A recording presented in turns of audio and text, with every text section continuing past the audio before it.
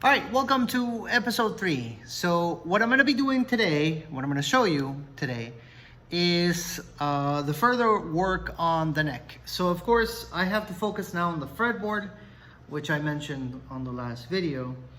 And even though I do have a CNC, and I could technically do it all on a CNC, I'm still a newbie on the CNC, and there's a lot of things I still need to learn.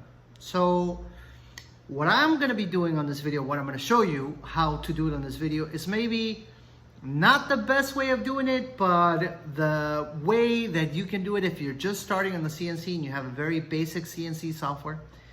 And I'm also going to show you a way to do it without a CNC if you just want to do it 100% by hand. So this is the website that I think is going to make this whole thing 10 times easier. Just because it does all the math for you. And don't worry about trying to read the address on the screen. I'm going to include it on the description of the video, and I'm also going to put it on the blog. That way you can check it out yourself. And it's pretty intuitive to use. Right here you would change the scale. You could do standard scales, Fenders or Gibsons, whatever you want to do. Or, which is my case, I'm going to be doing a 25 to 26 inch scale. And this draws the whole thing for you. You can set the width, you can set how many strings you want, etc. All that good stuff here. And when you're done, you can download this vector as a PDF, single pages, multi-pages, whatever you need to either print it, which would be the case if you're not using a CNC, or in my case, download it as an SVG, which is a vector file that I'm gonna load onto my CNC program, which I'm going to be using Vectric for, and then use that to cut out your fretboard.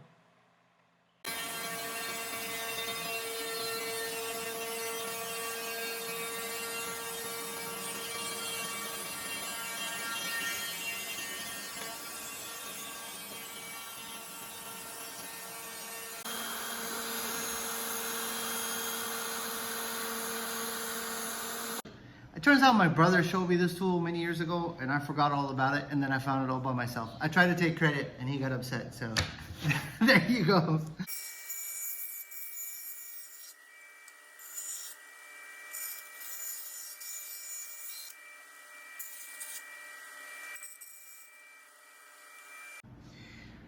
So you might be asking yourself why I didn't just go ahead and build the whole fretboard on the CNC. And the truth is that I still don't know how.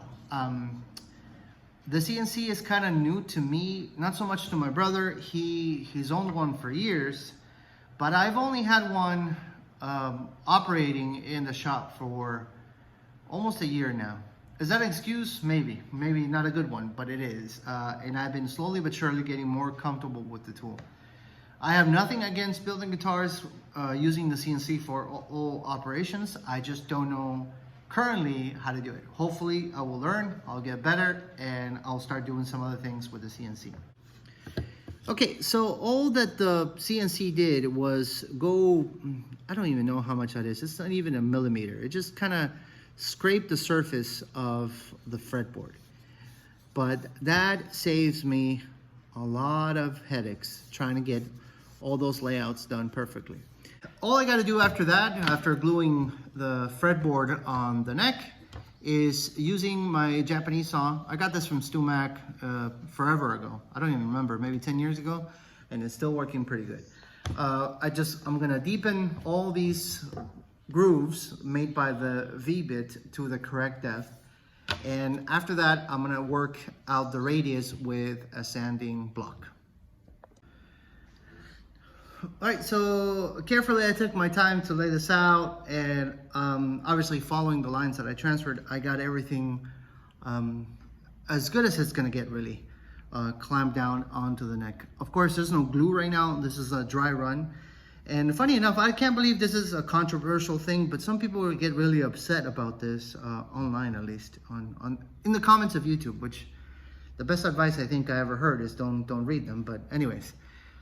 How do you make sure when you're gluing this fretboard, it's not gonna move all over the place? Because if it does, I'm screwed. Everything, all the measurements I've been trying to make on the computer and that I'm going to make are gonna be off.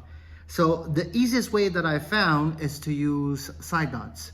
And I don't know where I picked up this from, but it's a very, very simple method.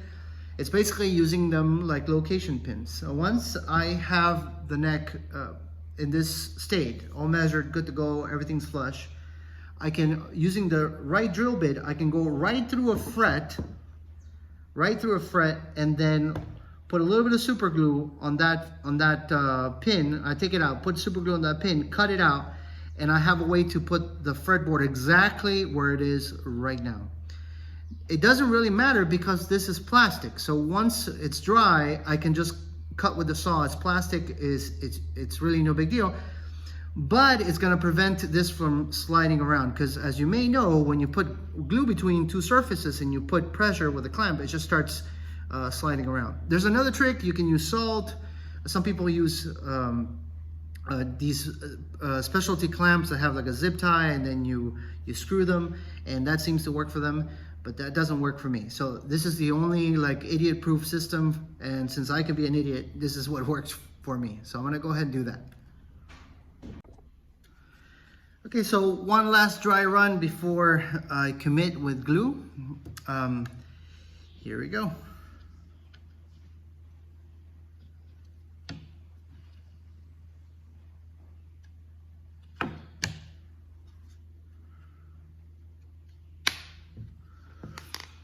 And as you can see, right where it's supposed to go. All right, so now let me show you what it is that I do for clamping. This is something that I recently started doing, but that's because I saw a local furniture maker using this method, and I thought, you know what, it's great. Of course, I can sit here and put a bunch of clamps, and that would work as well. I find it to be very clumsy, and then I end up with a monster full of clamps everywhere that I don't know exactly where to put. So let me show you this little trick. It's super cheap. You probably won't even spend a penny doing it. And it's a very effective way of clamping fretboards to a neck. All right, so here we go. This is my super clamps. All this is from an old bicycle tube. That's all it is. And I'm sure you probably have an old bicycle tube somewhere in your garage that is no good, and you were gonna throw it in the garbage and you just never got around to it. So just cut it up into strips, and all you gotta do is really, you start out by holding it with your thumb, and then just go around the neck once you got the glue in. I'm not gonna worry too much about the cleanup, because it's hard to do when this stuff is on there, because I still have to do all the carving and all that stuff. So that's why I'm not gonna worry too much about it. So maybe if I was building something where the cleanup was gonna be very difficult, maybe this is not the best method. But for gluing fretboards, it works amazing. All right, so that's how it looks in the end. Squeeze out all around the fretboard. So I know it's gonna be a very good joint. I'm pretty happy about that. Now I'm gonna wait 4 hours, 5 hours before, this is tight bond, so after 4 or 5 hours, you can usually mess with it. I'm gonna remove my clamp and then clean this up.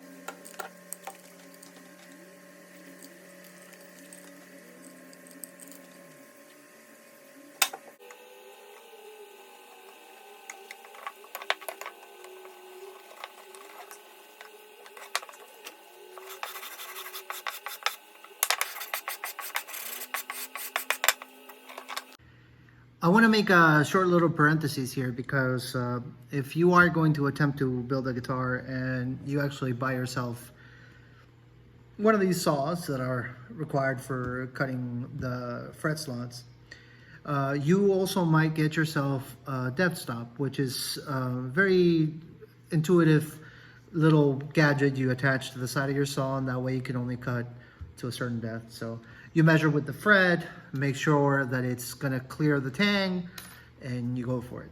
But there is something that it doesn't say anywhere, at least I haven't seen anybody say this, but I come to find that happens quite a bit when I build guitars and don't follow my own advice, is that when you're cutting with this saw, when this section of the stop rubs against the fretboard, it actually leaves like a burnished little burn mark on the fretboard. So one of the things that I've been doing for a while now is using some blue tape right on the side where this part is going to ride. So for example, if I was going to do this fret here, I know that the saw is going to ride to the right of the fret, so I'll just put some blue tape there, and now I can cut safely and not worry about burning anything into the fretboard.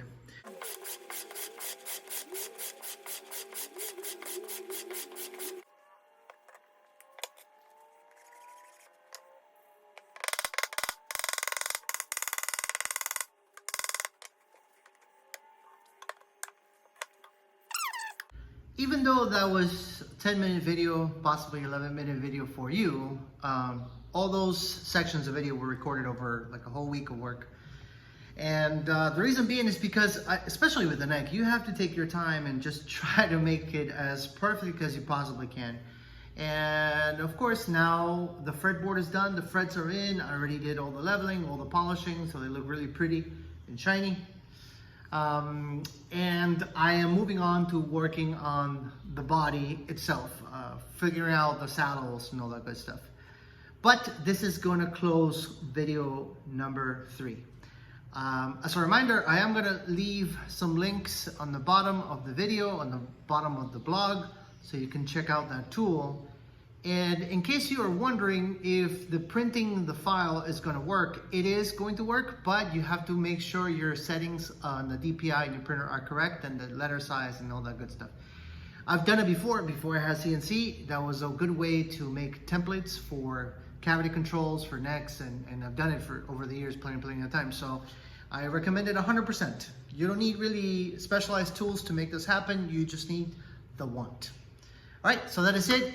Thank you so much for watching, and I'll see you in video number 4.